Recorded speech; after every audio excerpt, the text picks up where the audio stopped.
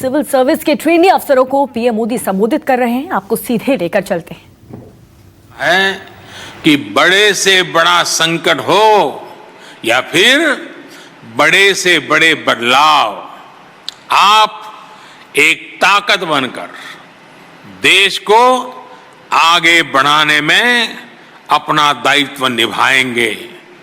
आप एक फैसिलिटेटर की तरह सफलतापूर्वक अपने दायित्वों को पूरा करेंगे।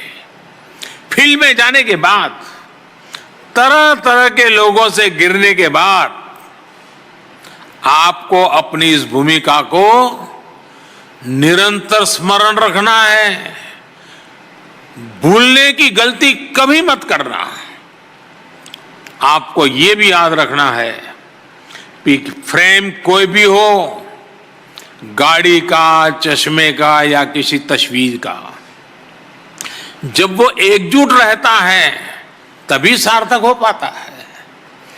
आप जिस स्टील फ्रेम का प्रतिनिधित्व कर रहे हैं उसका भी ज्यादा प्रभाव तभी होगा जब आप टीम में रहेंगे, टीम की तरह काम करेंगे। आगे जाकर आपको पूरे जिले संभालने हैं, अलग अलग विभागों का नेतृत्व करना है। भविष्य में आप ऐसे फैसले भी लेंगे जिनका प्रभाव पूरे राज्य पर होगा, पूरे देश में होगा।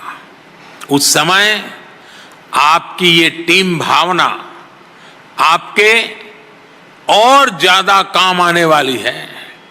जब आप अपने व्यक्तिगत संकल्पों के साथ देश हित के बृहद लक्ष्य को जोड़ लेंगे, भले ही किसी भी सर्विस के हों, एक टीम की तरह पूरी ताकत लगा देंगे तो आप भी सफल होंगे।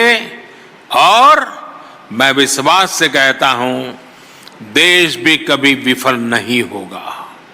साथियों, सरदार पटेल ने एक भारत श्रेष्ठ भारत का सपना देखा था। उनका यह सपना आत्मनिर्भर भारत से जुड़ा हुआ था। कोरोना वैश्विक महामारी के दौरान भी जो हमें सबसे बड़ा सबक मिला है वो आत्मनिर्भरता का ही है। आज एक भारत श्रेष्ठ भारत की भावना, आत्मनिर्भर भारत की भावना एक नवीन भारत का निर्माण होते हुए देख रही है। नवीन होने के कई अर्थ हो सकते हैं, कई भाव हो सकते हैं, लेकिन मेरे लिए नवीन का अर्थ यही नहीं है कि आप केवल पुराने को हटा दें और कुछ नया ले आए।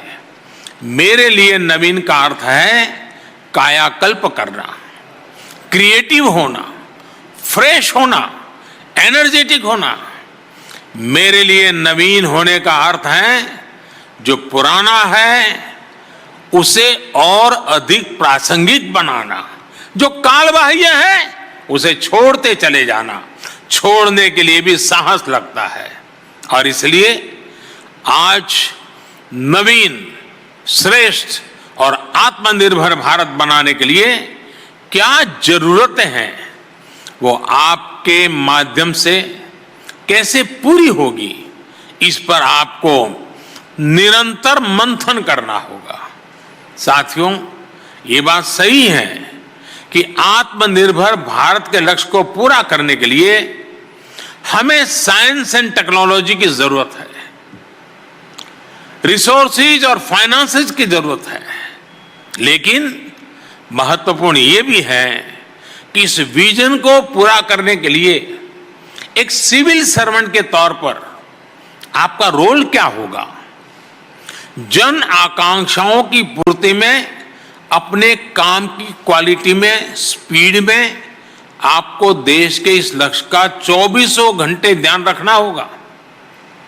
साथियों, देश में नए परिवर्तन के लिए, नए लक्ष्यों की प्राप्ति के लिए नए मार्ग और नए तौर तरीके अपनाने के लिए बहुत बड़ी भूमिका ट्रेनिंग की होती है, स्किल सेट के डेवलपमेंट की होती है।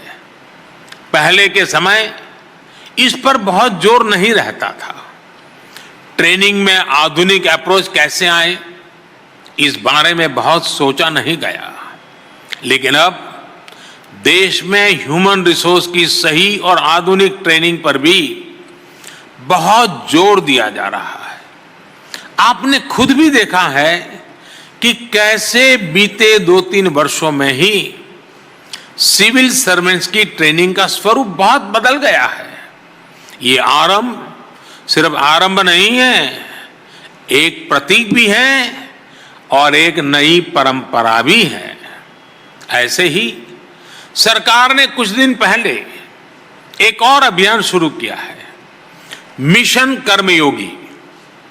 मिशन कर्मयोगी कैपेसिटी बिल्डिंग की दिशा में अपनी तरह का एक नया प्रयोग है। इस मिशन के जरिए सरकारी कर्मचारियों को उनकी सोच अप्रोच को आधुनिक बनाना है, उनका स्किल सेट सुधारना है, उन्हें कर्मयोगी बनने का अवसर देना है। साथियों, गीता में भगवान कृष्ण ने कहा है, यज्ञ अर्थात कर्मणः अन्यत्र लोकः अयम कर्म बंधनः। अर्थात यज्ञ यानी सेवा के अलावा स्वार्थ के लिए किए गए काम कर्तव्य नहीं होते, वो उल्टा हमें ही बांधने वाला काम होता है। कर्म वही है जो एक बड़े विजन के साथ किया जाए, एक बड़े लक्ष्य के लिए किया जाए। इसी कर्म का कर्मयोगी हम सबको बनना है। मुझे भी बनना है, आपको भी बनना है, हम सबको बनना है। साथियों, आप सभी जिस बड़े और लंबे सफर पर निकल रहे हैं, उसमें रूल्स का बहुत योगदान है, लेकिन इसके साथ ही आपको रोल पर भी बहुत ज्यादा फोकस करना है। रूल एंड रोल, लगातार संघर्ष चलेगा, लगातार तनाव आएगा। रूल्स का अपना महत्व है, रोल की अपनी महत्वपूर्ण जिम्मेवारी है। इन दोनों का बैलेंस, यही तो आपके लिए टाइट रोप पर चलने वाला खेल है। बीते कुछ समय से सरकार ने भी रोल बेस्ड अप्रोच पर काफी जोर दिया है। इसके नतीजे भी दिखाई दे रहे हैं।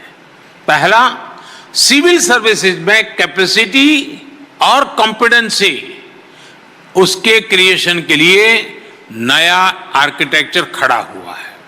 दूसरा, सीखने के तौर तरीके डेमोक्रेटाइज हुए हैं। और तीसरा, हर ऑफिसर के लिए उसकी क्षमता और अपेक्षा के हिसाब से उसका दायित्व भी तय हो रहा है। इस अप्रोच के साथ काम करने के पीछे सोच ये है कि जब आप हर रोल में अपनी भूमिका अच्छे से निभाएंगे तो आप अपनी ओवरऑल लाइफ में भी सकारात्मक रहेंगे। यही सकारात्मकता आपकी सफलता के रास्ते खोलेगी, आपको एक कर्मयोगी के रूप में जीवन के संतोष का बहुत बड़ा कारण बनेगी। साथियों, कहा जाता है कि लाइफ एक डायनेमिक सिचुएशन है। गवर्नेंस तो भी तो एक डायनेमिक फिनोमेनन है। इसलिए हम रिस्पॉन्सिव गवर्नमेंट की बात करते हैं। एक सिविल सर्वेंट के लिए सबसे पहले जरूरी है कि आप देश के सामान्य मानवी से निरंतर जुड़े रहें। जब आप लोग से जुड़ेंगे तो लोकतंत्र में काम करना और आसान हो जाएगा। आप लोग फाउंडेशन ट्रेनिंग और प्रोफेशनल ट्रेनिंग पूरी होने के बाद फील्ड ट्रेनिंग के लिए जाएंगे, मेरी फिर आपको सलाह होगी, आप फील्ड में लोगों से जुड़िए, कट ऑफ मत रहिए, दिमाग में कभी बाबू मत आने दीजिए। आप जिस धरती से निकले हो, जिस परिवार समाज से निकले हो, उसको कभी भूलिए मत। समाज से जुड़ते चलिए, जुड़ते चलिए, जुड़ते चलिए। एक प्रकार से समाज जीवन में विलीन हो जाइए। समाज आपकी शक्ति का सहारा बन जाएगा। आपके 2 हाथ सहस्त्र बाहु बन जाएंगे। ये सहस्त्र बाहु जनशक्ति होती है। उन्हें समझने की, उनसे सीखने की कोशिश अवश्य करिएगा। मैं अक्सर कहता हूं, सरकार शीर्ष से नहीं चलती है। नीतियां जिस जनता के लिए हैं, उनका समावेश बहुत जरूरी है। जनता केवल सरकार की नीतियों की, प्रोग्राम्स की रिसीवर नहीं है। जनता जनार्दन ही असली ड्राइविंग फोर्स है। इसलिए हमें गवर्नमेंट से गवर्नेंस की तरफ बढ़ने की जरूरत है। साथियों, इस एकेडमी से निकलकर जब आप आगे बढ़ेंगे तो आपके सामने 2 रास्ते होंगे। एक रास्ता आसानी का, सुविधाओं का, नेम एंड फेम का रास्ता होगा।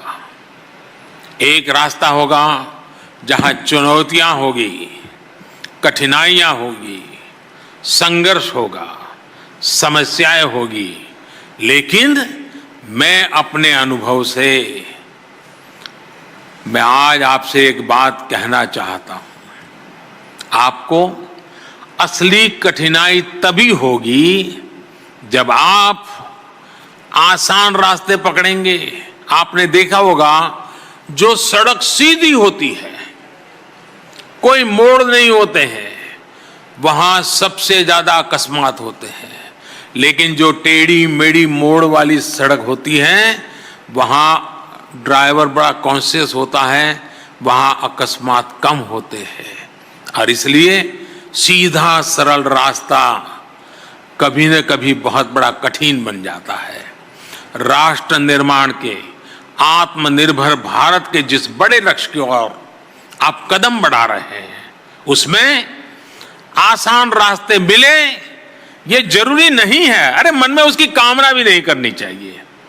इसलिए जब आप हर चुनौती का समाधान करते हुए आगे बढ़ेंगे, लोगों की ईज ऑफ लिविंग को बढ़ाने के लिए निरंतर काम करेंगे, तो इसका लाभ सिर्फ आपको ही नहीं, पूरे देश को मिलेगा। और आप ही के नजरों के सामने आजादी के 75 साल से आजादी के 100 साल की यात्रा फलते फूलते हिंदुस्तान को देखने का कालखंड होगा। आज देश जिस मोड़ में काम कर रहा है, उसमें आप सभी ब्यूरोक्रेट्स की भूमिका मिनिमम गवर्नमेंट, मैक्सिमम गवर्नेंस की ही है। आपको यह सुनिश्चित करना है कि नागरिकों के जीवन में आपका दखल कैसे कम हो, सामान्य मानवी का सशक्तिकरण कैसे हो। हमारे यहां उपनिषद में कहा गया है, न तत् द्वितीयम अस्ति, न तत् द्वितीयम अस्ति, अर्थात कोई दूसरा नहीं है, कोई मुझसे अलग नहीं है। जो भी काम करिए, जिस किसी के लिए भी करिए, अपना समझकर करिए।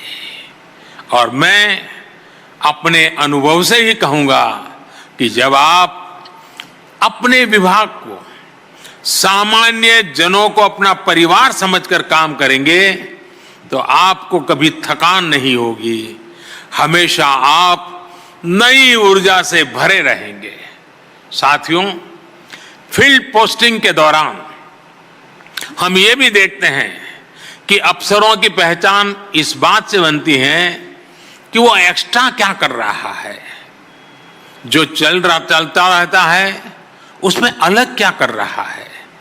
आप भी फील्ड में फाइलों से बाहर निकल करके रूटीन से अलग हटकर अपने क्षेत्र के विकास के लिए लोगों के लिए जो भी करेंगे उसका प्रभाव अलग होगा, उसका परिणाम अलग होगा। अगर उदाहरण के तौर पर देखें, आप जिन जिलों में ब्लॉक्स में काम करेंगे वहां कई ऐसी चीजें होगी, कई ऐसे प्रोडक्ट्स होंगे जिनमें एक ग्लोबल पोटेंशियल होगा, लेकिन उन प्रोडक्ट्स को, उन आर्ट्स को, उनके आर्टिस्ट को ग्लोबल होने के लिए लोकल सपोर्ट की जरूरत है। ये सपोर्ट आपको ही करना होगा, ये विजन आपको ही देना होगा। इसी तरह आप किसी एक लोकल इनोवेटर की तलाश करके उसके काम में एक साथी की तरह उसकी मदद कर सकते हैं। हो सकता है आपके सहयोग थे वो इनोवेशन समाज के लिए बहुत बड़े योगदान के रूप में सामने आ जाए। वैसे मैं जानता हूं कि आप सोच रहे होंगे कि सब कर तो लेंगे, लेकिन बीच में ट्रांसफर हो गया तो क्या होगा। मैंने जो टीम भावना की बात शुरू में की थी ना, वो इसीलिए ही थी। अगर आप आज एक जगह हैं, कल दूसरी जगह हैं, तो भी उस क्षेत्र में अपने प्रयासों को छोड़िएगा नहीं। नमस्कार, मैं हूं मानक गुप्ता। अगर आपको हमारा ये वीडियो पसंद आया हो तो इसे लाइक और शेयर जरूर करें, और हां, हमें सब्सक्राइब और फॉलो करना ना भूलें ताकि आप देश और दुनिया की कोई खबर मिस ना करें। तो जुड़े रहिए हमारे साथ और देखते रहिए न्यूज़ 24।